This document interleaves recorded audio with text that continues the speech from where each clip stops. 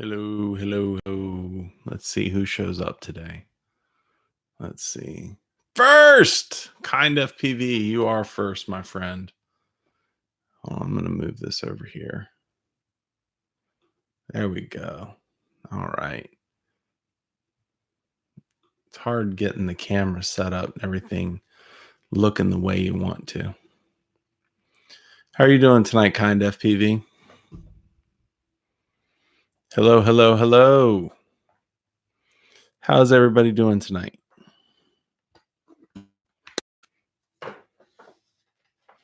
What's up, evil monkey?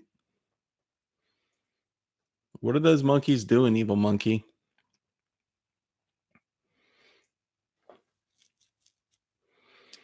All right, let's see. I wonder if I can do this.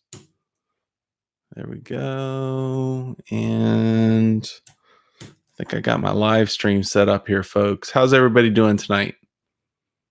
22 folks already. Hello, Double A.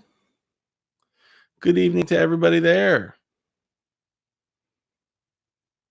Jay, you should be in bed. It is late. You're right. Trinidad. That's a long way from here. I'm in Virginia Beach. Hello, Jeffrey.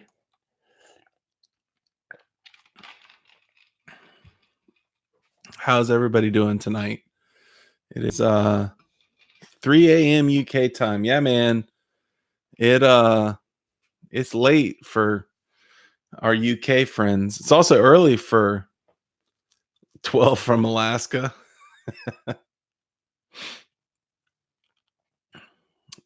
David Kernica, you make sure to pay attention to the road and not pay attention to the screen, because that'd be a terrible thing to have you run off the road during my live stream. All right.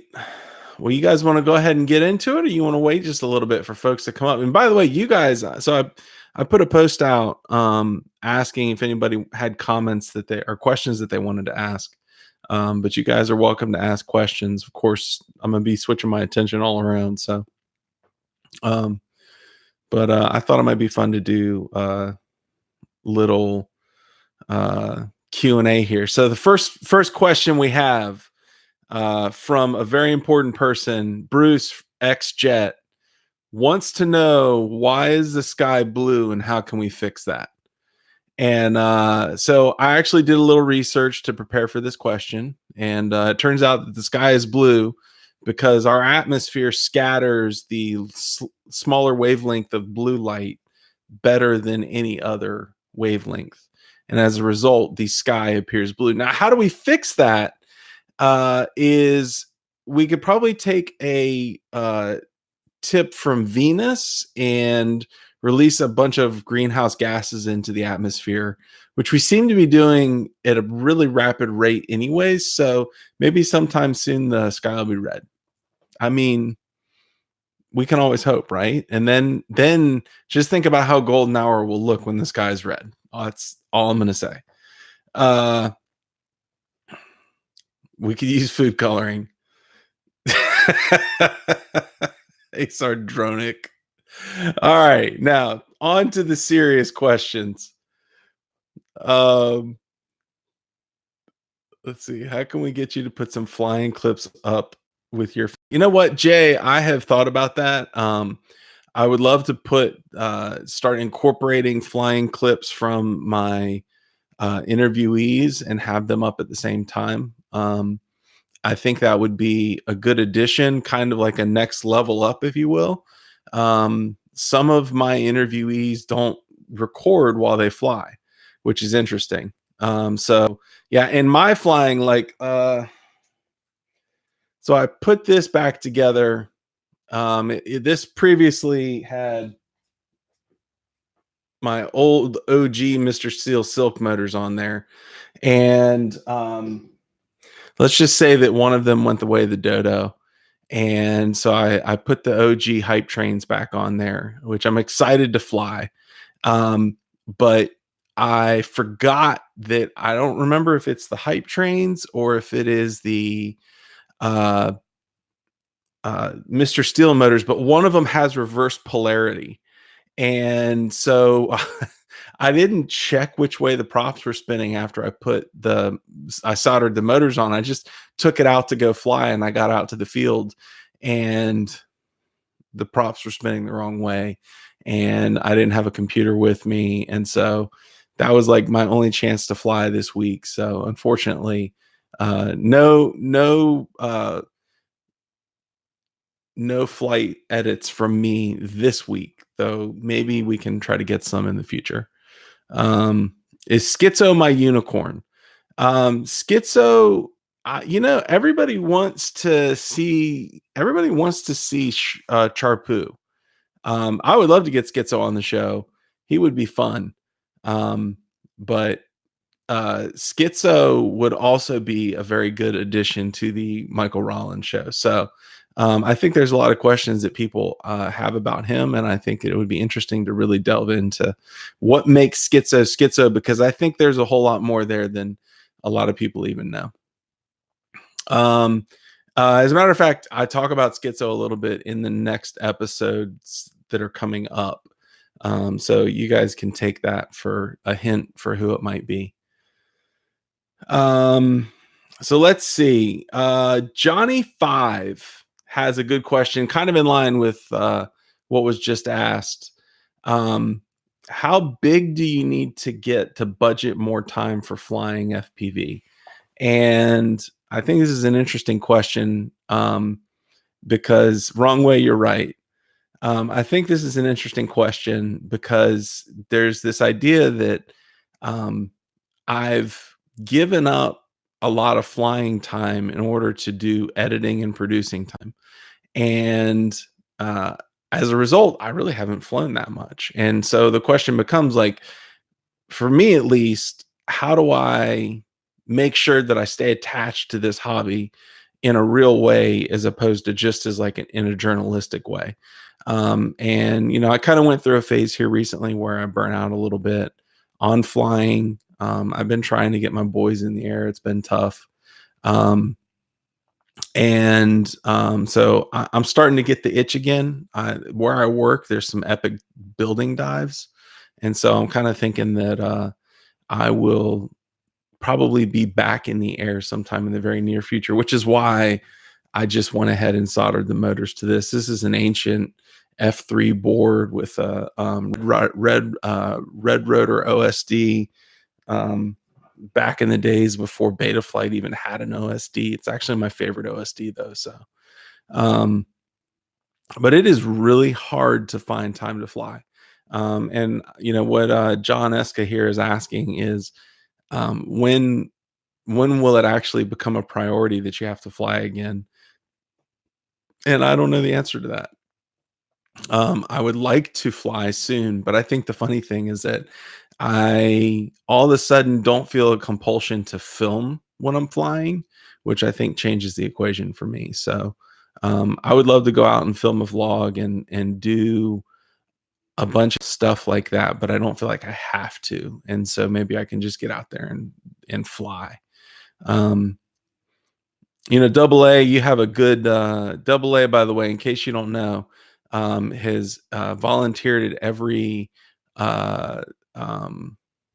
Muncie, Arizona.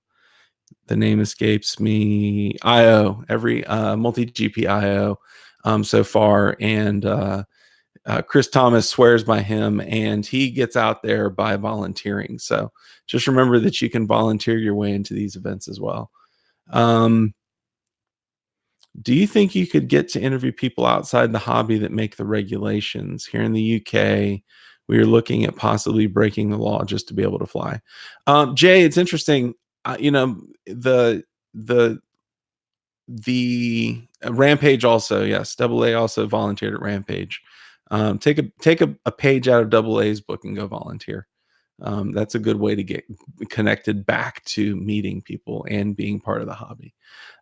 Jay, Zoe was the first kind of delve into the policy ideas that I've got. Basically, like when originally when I started this, the idea was, hey, we'll just put on interesting people. And when the people come on, they'll tell their story, and then that'll be interesting enough. Zoe took it in a different route when I interviewed her, and we dove into policy a lot. And I really like the idea of diving into policy.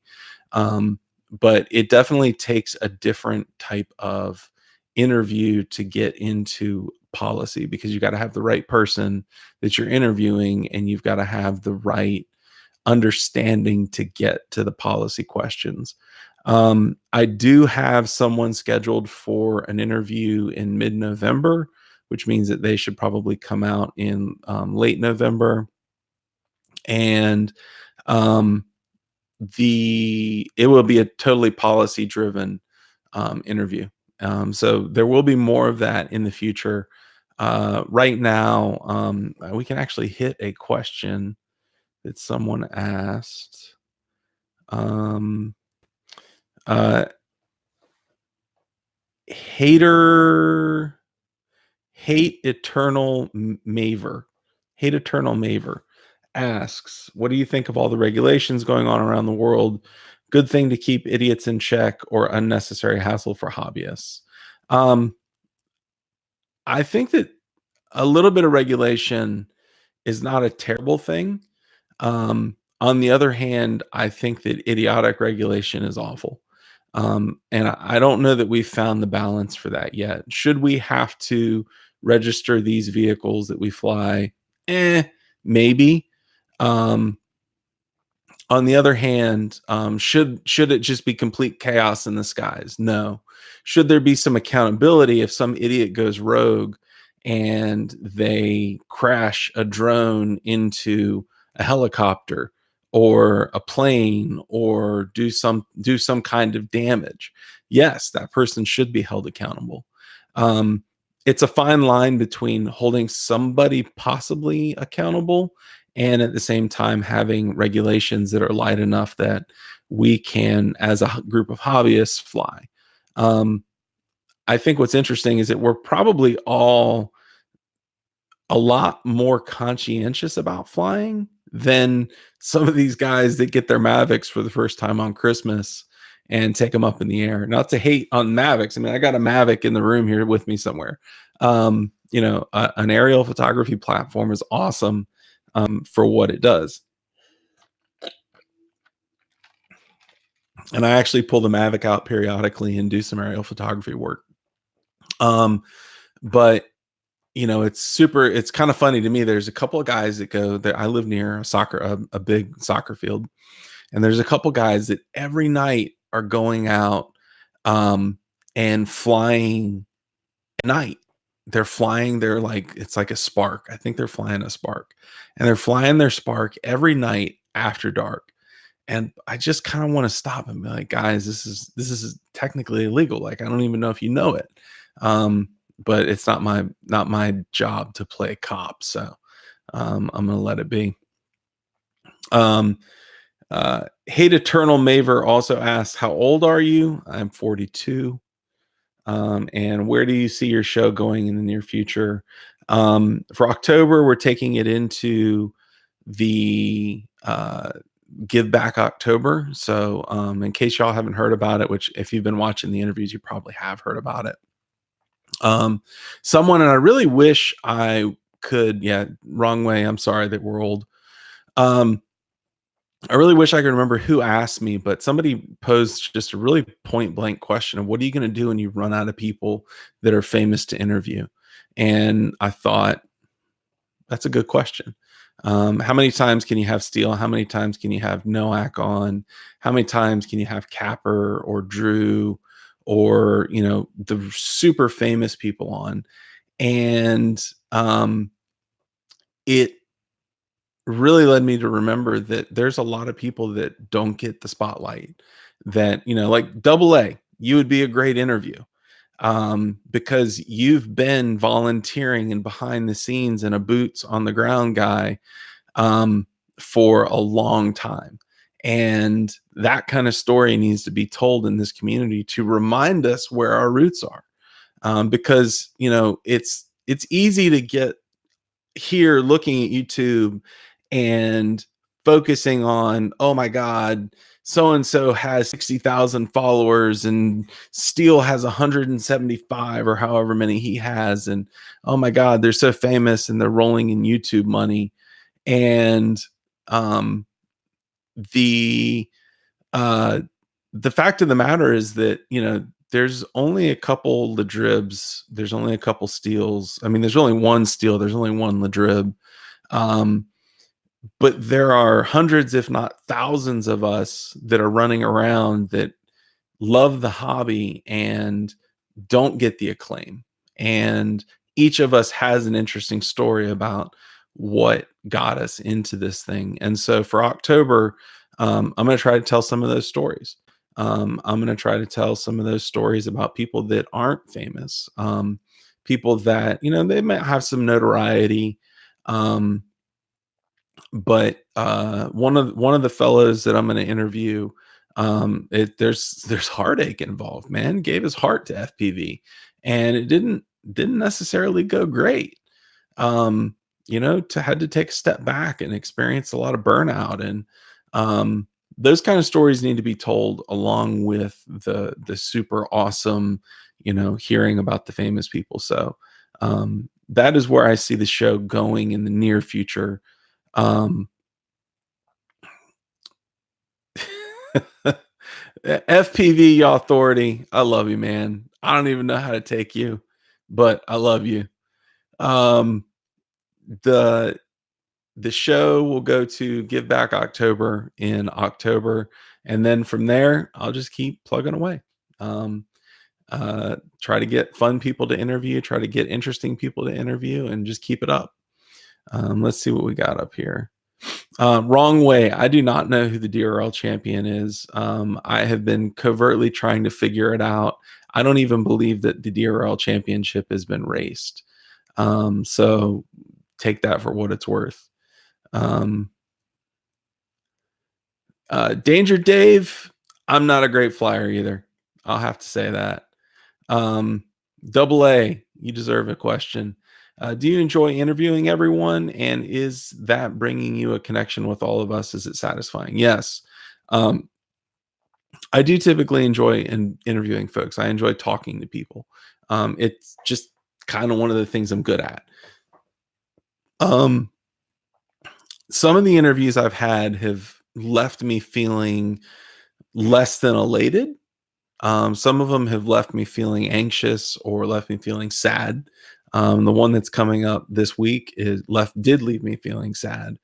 Um, but the fact of the matter is that I'm not in it for the joy of. I mean, I enjoy talking to people, but there's a part of me that just really wants to document a lot of this too, and so that's why I'm in it. Um, She brought, yeah, Double A. Talking to Chad Nowak was, I assume that's the Chad you mean. Um, that was kind of the pinnacle for me. He was the guy that got me interested, and I definitely wanted to bring him on, but I wanted to bring him on when he was in a good place, and I caught him at just the right time. Unfortunately, I know his health has taken a turn for the worse, and I haven't checked up on him in a couple weeks. I need to check up on him. But yeah, interviewing him, it was like, man, there's a legend that he's having a hard time. That legend shouldn't have hard times, right? Legends should have easy lives, and he didn't.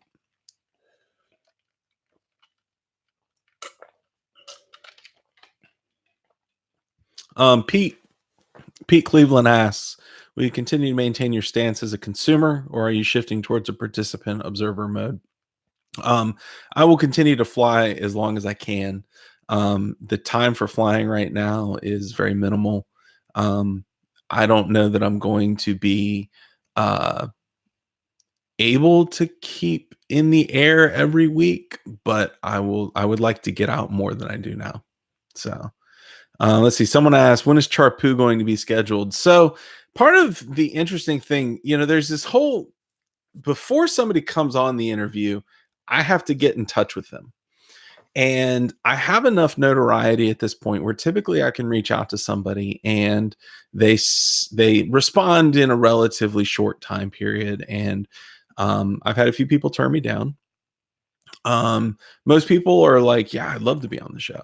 Um, Charpu, I've reached out and I've gotten nothing back, and I don't know that that's. I mean, he probably is getting so many messenger.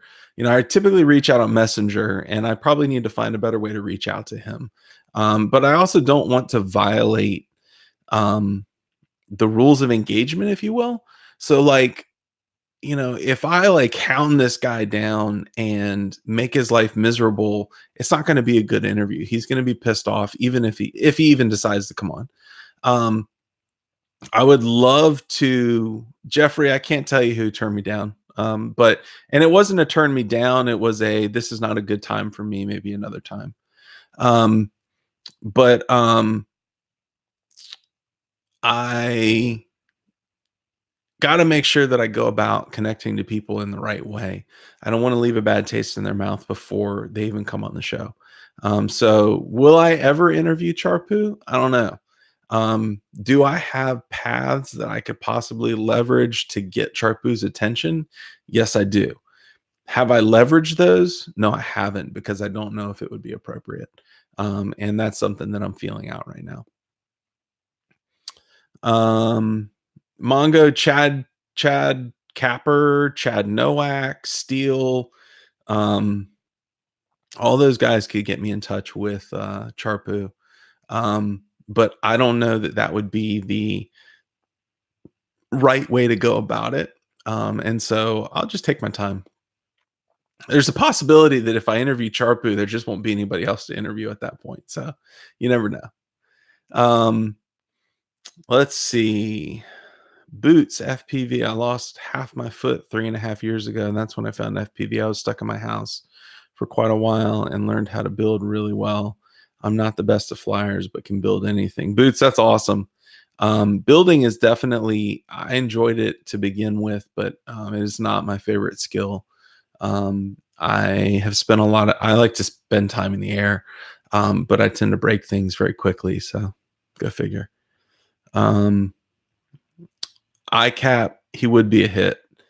Let's see. Revolution Nova. What gear do you run? I run old gear. I run.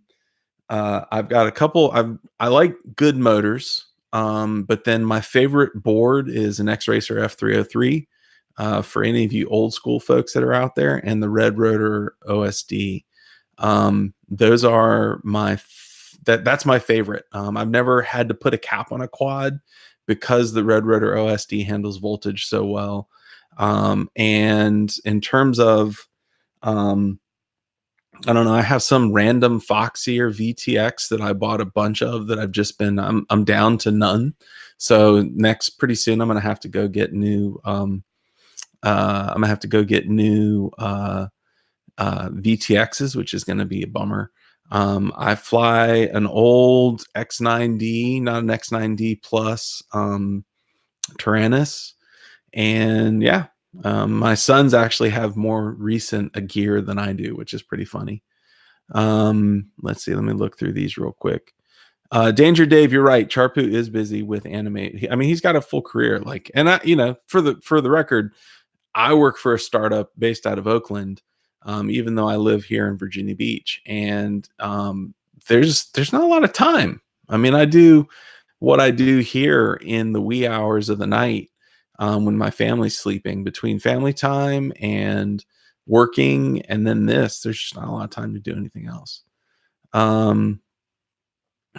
Boots 22 quads is amazing.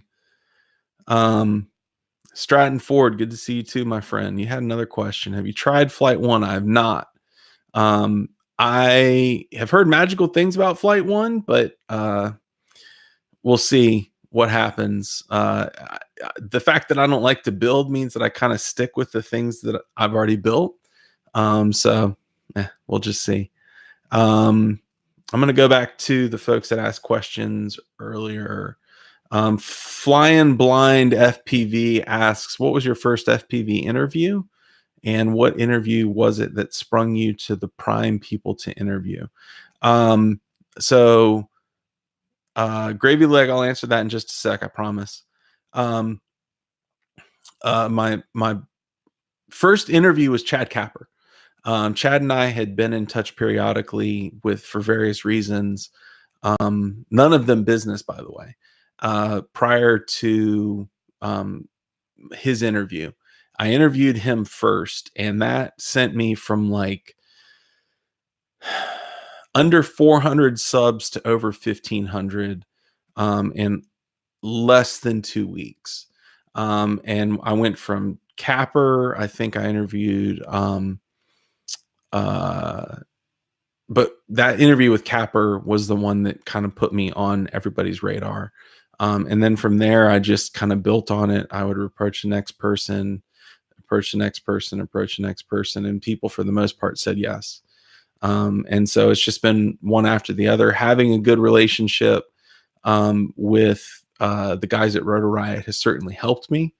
I try not to draw lines in the sand and say I'm part of this camp or I'm part of that camp. Because quite honestly, like I would love to fly Crossfire and also, run Rotor Riot gear. But yeah, Rotor Riot has done well by me. As you'll see in the next interview series, I'm by no means I don't necessarily want to talk bad about them, but if a story requires that I bring out the truth, I'll bring out the truth. And so part of what I do is seeking out the truth as opposed to, in the story, finding the truth. And this next one tomorrow at 10 a.m. Eastern, you guys will get to see quite an interesting interview. Let's see. I'm looking back. It was Old Gravy Leg, and he asked me, what's your audio setup, hardware and software? Okay. Audio setup is a Rode NT USB mic that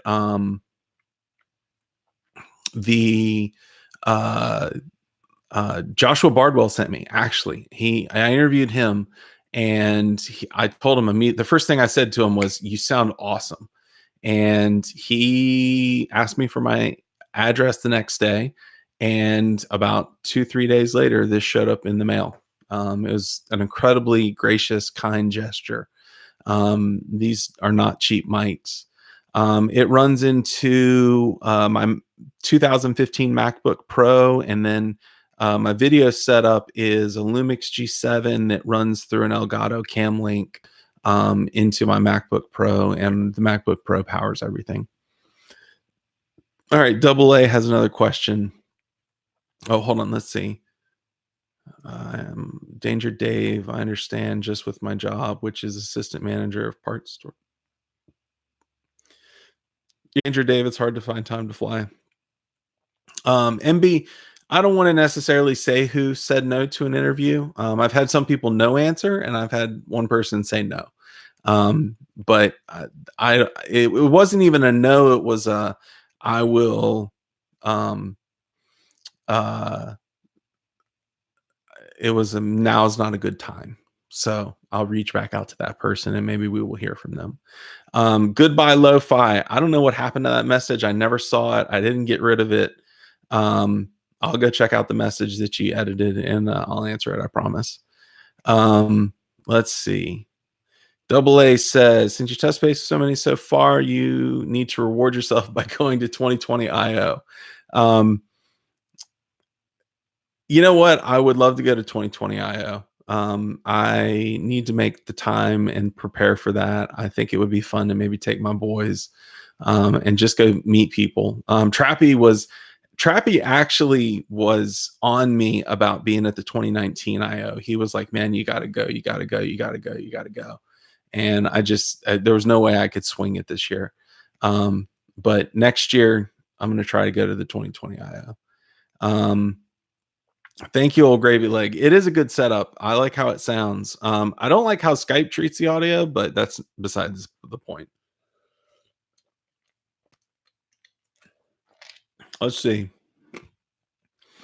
what else is going on. All right. Goodbye, lo-fi. Let's find your question. I think I need to refresh. Give me 1 second here, folks.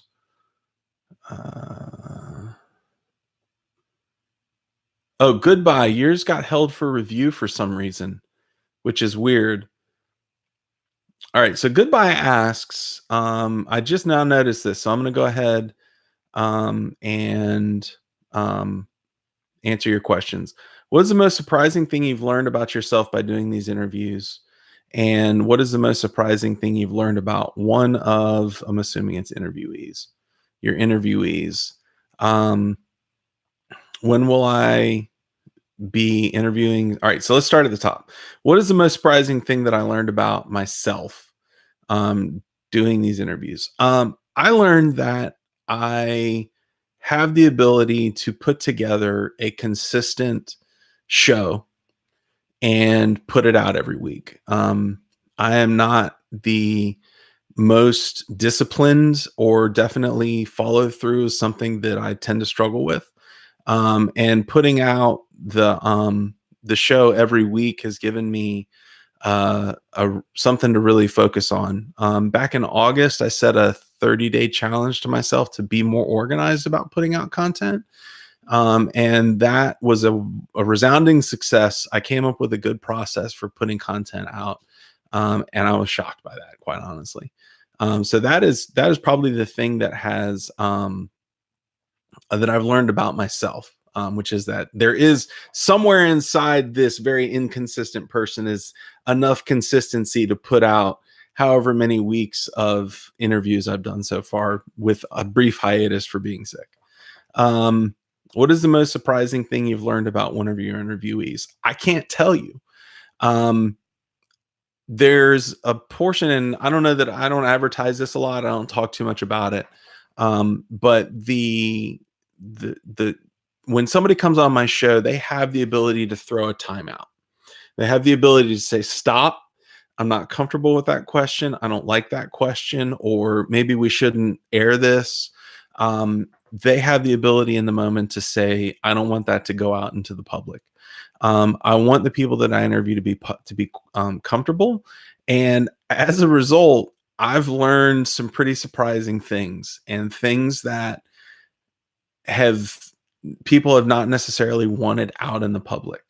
There have been many interviews that have segments edited out, or that just never aired, because somebody said, I don't know that I'm comfortable with that.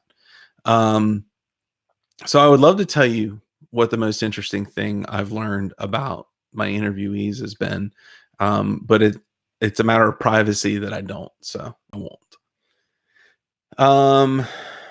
When will I be interviewing someone from the FAA? I don't have anybody from the FAA lined up. I have somebody that's working with the FAA lined up, and they're the folks that I'll interview in November. Why are people such dicks? I couldn't tell you, man. I really don't know. It astounds me how people can be jerks 1 minute, and then you turn around and you try to get them face to face, and you do get them face to face, and they turn around and they're not dicks anymore. They are very polite to you. So let that be a lesson to you. If somebody has a beef with you, then go get them face to face and be polite, be nice, be kind. And it is amazing how somebody that is awful and terrible on the other side of a keyboard will suddenly turn into a kitten when you're face to face with them, or face to camera with them, as the case may be. Let's see. If you had to pick one person to interview for the rest of time, who would it be? The quality of conversation will never get better, but you will never stop climbing in subscribers. Honestly, I have to pick Capper. He, above all, he's just kind of an idea factory. And the ideas that he comes up with are not always spectacular. They're not always great, but they're almost always interesting. And I think I could probably have really, really long conversations with Capper, um, and not get tired of it. I mean, I'd get tired of it after a while. Um, but I probably would pick Capper in that instance out of everybody and I'm limiting this to everybody that I've interviewed so far. Um, he would be the one that I could probably talk to for the longest. Um, who has refused an interview and why are they such a dick? I can't tell you who refused an interview. I can also tell you that they were not a dick about it. The response was not now. I've got some stuff going on, maybe later. And did getting into FPV help you overcome your struggles with? There's no follow on. Uh, the FPV fed some of the things that make me, um, let's just say that the first, I obsessed over FPV at first. I got into boots. I live in Virginia. So when I first got into FPV, I was very obsessed with it. And so I don't know that it helped me overcome that. I've gotten to a point now where I try to spend as little as I can on FPV, as opposed to the thousands of dollars that I spent trying to get into it. So did FPV help me overcome any struggles? I don't know that it did. Did it introduce struggles? I would say that it did. Am I a better person for being in FPV? Absolutely. Has it given me a new perspective? 100%. So do I regret being in FPV? Not at all. Not at all. Let's see. Use the Transtech FSET. No, Marcel, I have not. I have not used it, unfortunately. Sky and Water Kebab would be a great one. You're right. Kebab would be a great one.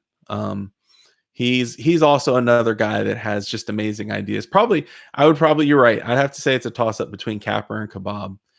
Both of them are a little bit out there, a little bit crazy, a little bit super fun to talk to. But Kebab, you know what? Kebab did not necessarily take over the interview when I interviewed him. But it was super funny seeing his face while I was interviewing him. Because I'm so used to seeing his hands, when he's messing with the quads. So it was a little bit disconcerting to hear his voice and see his face and see his lips move. And like, that was actually pretty funny. Let's see. What else have we got here? Do you think the people you interview want FPV to spread and be successful throughout the world? Yes, I think they do. IV,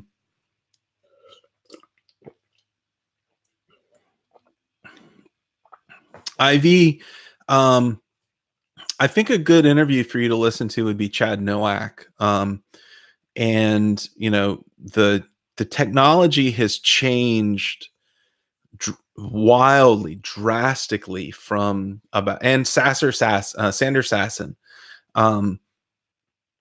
The technology has changed drastically since the beginning. And like anything electronic, things have gotten smaller, they've gotten faster. And we've learned, things like what are good gyros to put in and how sensitive should those gyros be, all that kind of stuff. Hello, Sidewinder. Celtic Boy 88. What's your opinion on Temu Pookie? I have no idea. Not a clue. Don't even know what that is.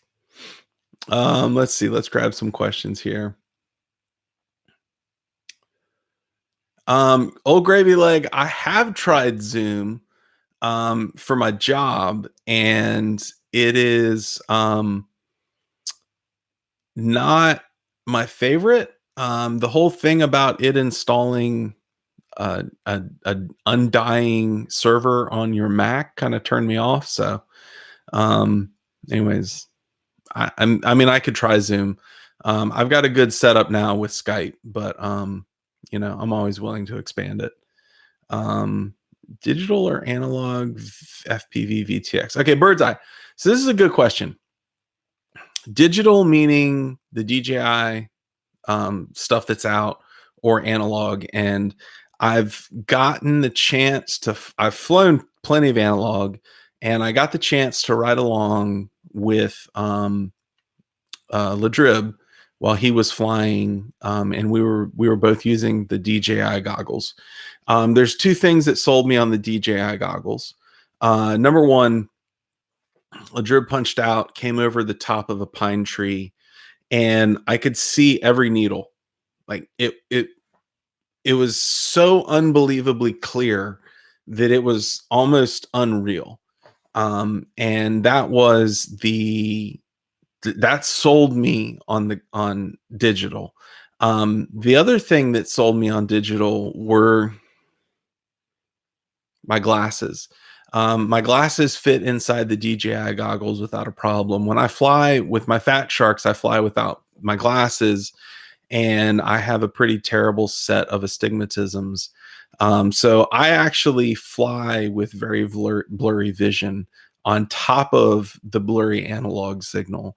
And so being able to go inside the goggles for the digital experience was probably, with my glasses on, was pretty amazing. It was like flying a GoPro. It's exactly like flying a GoPro. It's pretty unbelievable. The range is better than analog. Though from what I understand, that the trade-off there is that as you get further and further out, your latency increases, and so you have to be very careful about things like latency. Whereas with analogs, latency is a constant, is a constant, or a near constant, because it's just traveling at the light of speed, or speed of light. With the DJI system, the further out you get, the more obstructions you have, the latency starts changing, and you have to be careful for that. Loco FPV, what's going on, buddy?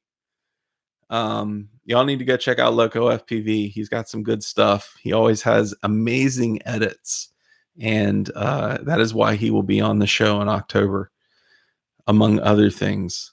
VOTS Quad, I do know that I can buy optics. I suspect that the optics that I would have to buy would be almost as expensive as the goggles themselves. My astigmatisms are awful, like to the point where I walk in to go get glasses made and they have to send them off for a week. It's not like they have the lenses on hand. So, but anyways, moving on. Yeah, Ivy, I feel your pain. I definitely feel your pain. But Boots says that the Bite Frost just went to reviewers. They also are letting all manufacturers make their own system. Bird's Eye, I mean, I'm not necessarily the person to ask about whether the price is worth it. It's amazing. I think it's worth it.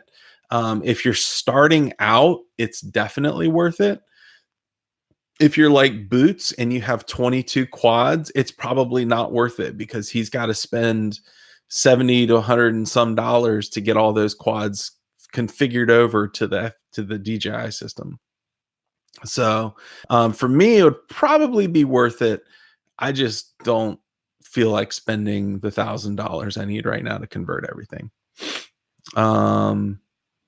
Goodbye Lo-Fi, no problem, man. Let's see. I'm trying to catch up. Thor FPV.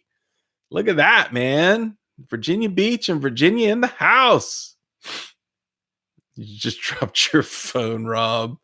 You know what, y'all, listen, I want to tell you something about Loco FPV. Now, listen carefully. He's Batman. He's Batman. No one really knows this, but he's Batman. He's a short Batman, but he's Batman. It's amazing. Um, are you wait? Loco and Thor are in the middle of a concert right now, and they're on my live stream. That's funny. All right. DJ Dubs, there's no G, but I'll say what's up anyways.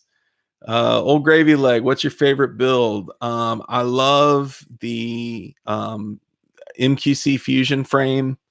Um, this is not my favorite build, but this is like my favorite build. The other frame, hold on.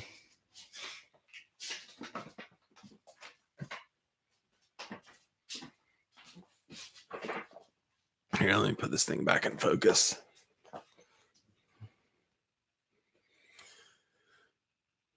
True story. I asked my buddy Loco if if I could pay him to build this for me, and he told me that he would build it, but he wouldn't charge me. I had all the parts. I sent it to him. I got it back a week later. It flew really well until I trashed the receiver, which I now need to replace. But friends are worth $1,000 at least. Yes, the Fusion. I love the Fusion. I really don't want to fly anything else. Goodbye Lo-Fi. What is your least favorite fringe condiment, and why is, dude, I love pimento cheese. Pimento cheese is the best. And what is a term we could use to describe our hobby that doesn't sound like a venereal disease? FPV, first person view. I don't know. I just refer to it as drone racing when I try to, at least $30 for friends. Friends are worth at least $30. I try to refer to it as drone racing for the people that don't understand what I like to do, because everybody's seen drone racing at this point. All right, let's see. Let's move on to some questions. Good Lord. Lo-Fi. Goodbye, Lo-Fi. You had a lot of questions in there. I'm going to answer this last one from you, Lo-Fi, and then we're going to move on. Will you pursue a career in commercial production for FPV products as Johnny if the profession of software engineer becomes deprecated? I have a feeling that I will be in higher demand as a software engineer than as somebody that does commercial production. So that is my take on the situation. I'm probably worth more as a software engineer than as a videographer or an editor. But if I could do YouTube full time, that would kind of be fun too. Jack Fu, good to see you, man. How's the down under treating you? Let's see. Loco and Thor are at Hoopla. All right, hold on, y'all. I gotta check.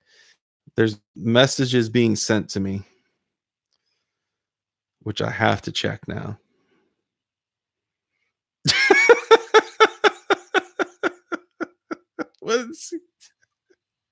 What is this man doing? This is Batman, y'all. This is Batman. He's hanging out. All right, let's get more serious now. Let me view all 12 comments. Thanks for replying. King Sloth had a good question.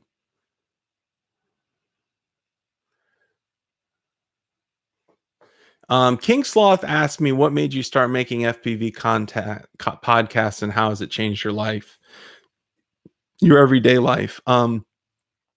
I've always wanted, I'm actually had a podcast a while ago called Tech Moonshine. Is with the guy that's now the CEO of my company.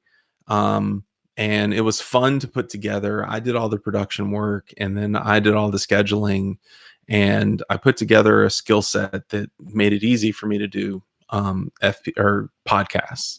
I actually approached a few people about doing an FPV podcast, and then one day just decided that I would do it on my own, basically. And it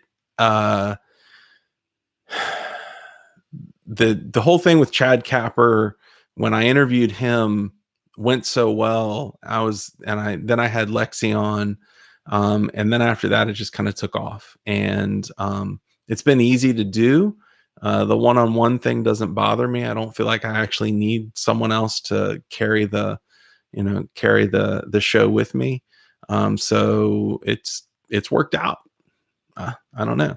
How has it changed my everyday life? I can tell you that it's changed my everyday life by requiring time that I didn't necessarily know that I had.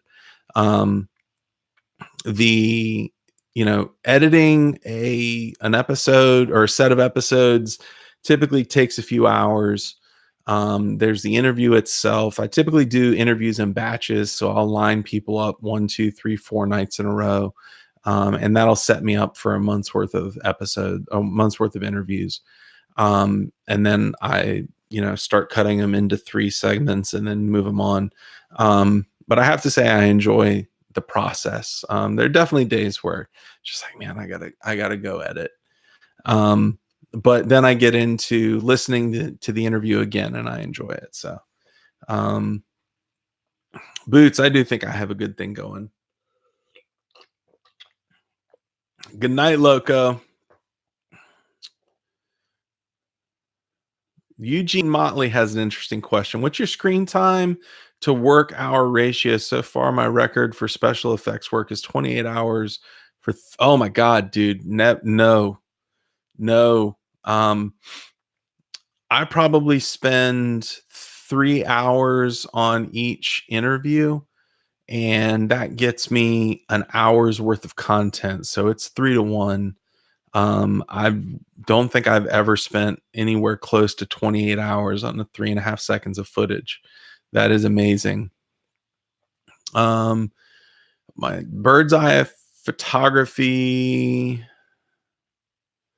I am not Joshua Bardwell. I like to make content that's different. Joshua, if you need a question answered about some kind of component, how to configure it, what to do with it, he is your man. He is more dedicated than I am. That is for sure.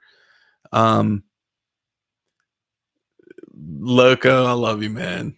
You can call me anytime you want. Good night, Boots. You have a good night. I think let's answer one more question from the chat, and then let's answer one more question from the questions in the post. Hairmoto's FPV asks, is FPV a dying market, or is it propaganda to take over the skies by the big companies with their drones? I think there's very little propaganda besides marketing in FPV. I don't think that FPV is dying. I think what you're seeing is a consolidation and a winnowing down of the resources. And so like my first run with this kind of thing was in mobile. I was an iOS engineer for a long time, and the phone market, if any of you remember back in 2000, from about 2007 to about 2013 was wild. There were new phones coming out all the time. Everything was crazy. Android was psycho. Even iOS was pretty crazy. And then eventually you started seeing phone companies dying off. Motorola kind of stopped producing things. HTC, they used to be huge in the market. They hardly do anything anymore. And those are just a few. You all of a sudden now it's like you see Samsung, you see OnePlus, you see some of the Chinese companies, and there's Apple. And then Google does their thing, but I don't know that it's very successful. The market is consolidated in the cell phone industry, and that's what you're seeing in the FPV industry as well. So do I think there's propaganda to keep us out of the skies? No. Do I think that the market is consolidating? Absolutely. There's just not enough business acumen, know-how, and capital to go around to support something as niche as what we do. And so the market is consolidating as a result. All right. I'm going to look for one more question here. Anybody got a good question?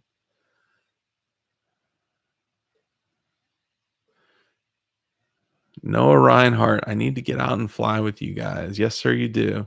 I need to get out and fly with you all. I'm going to look up just a little bit.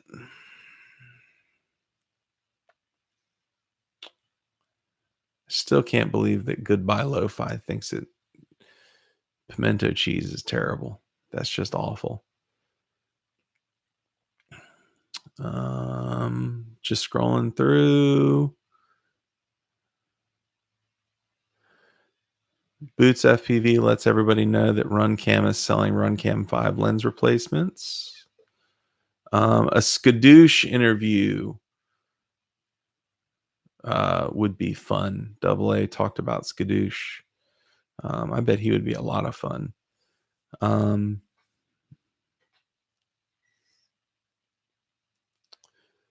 So I think that, let me look at the bottom here. I think that about wraps it up. Jack Fu, Quads and Coffee on the 5th. It is a good time. Jack Fu, are you in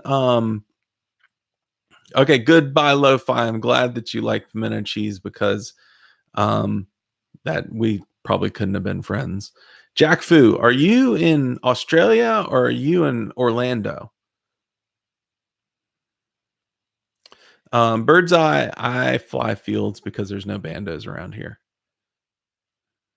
Eugene Motley, would you fly? Oh man, Jack Fu, I thought you were in Australia, dude. Yeah, I would love to get down to Quads and Coffee. It's a long trip.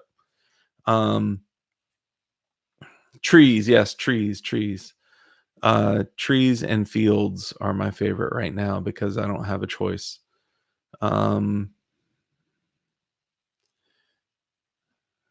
But yeah, so I think we're going to wrap it up then, folks. Thank you for coming out. This was fun. I invite you to check out the interview that comes out tomorrow. I also want to give a shout out to my patrons. Thank you. You guys are awesome. And thank you all on the episode here. This is good. This has been fun. I'd like to make these things a little more regular. What color underoos? They're orange. They're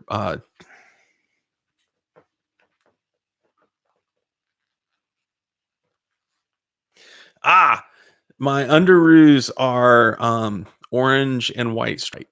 So there you go. Good night, ladies and gentlemen. I hope that you have an awesome night. And with that, we will call it. See you guys later.